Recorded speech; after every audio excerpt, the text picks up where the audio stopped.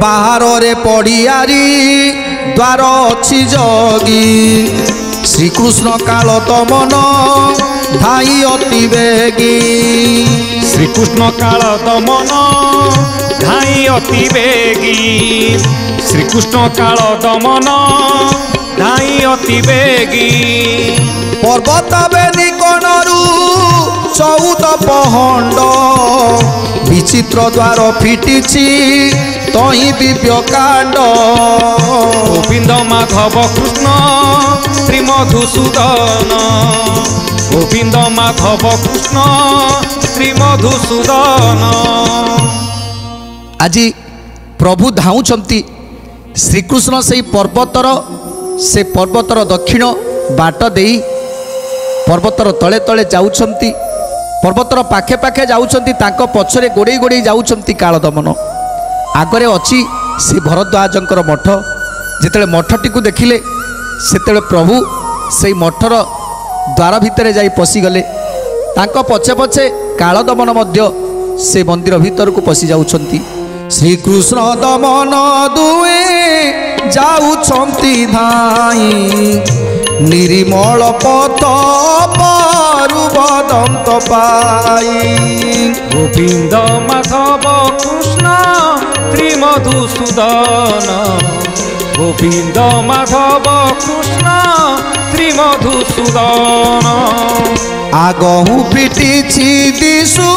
अछिलो मो बाट पुड़ा को पुड़ा फिटिछि पड़िछि कबाट पुड़ा को पुड़ा फिटिछि पड़िछि कबाट पुड़ा को पुड़ा फिटिछि पड़िछि कबाट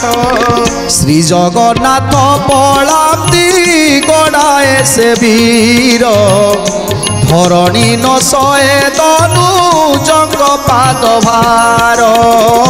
धरणी न सहे तनु जंग पाद भार धरणी न सहे तनु जंग पाद भार। तेणु आज धाई कालदमन पछरे आगरे जाउछंती प्रभु श्रीकृष्ण जितेबले दौड़ी दौड़ी हाथ रे हाथ बाजी जाउछंती धरिबा पाई जाउछंती हाथ रे हाथ बाजी जाउची तथापि खसिकी चली जाउछंती एटी सत्य करिछंती कालदमन अस्त्र धरिबे नाही जे जो सैन्य सामंत माने अछंती केही भी अस्त्र धरिबेनी तेणु आज समस्ते पछे पछे धाइछंती कालदमन सैन्य माने पछरे आसुछंती कालदमन जाउछंती तांको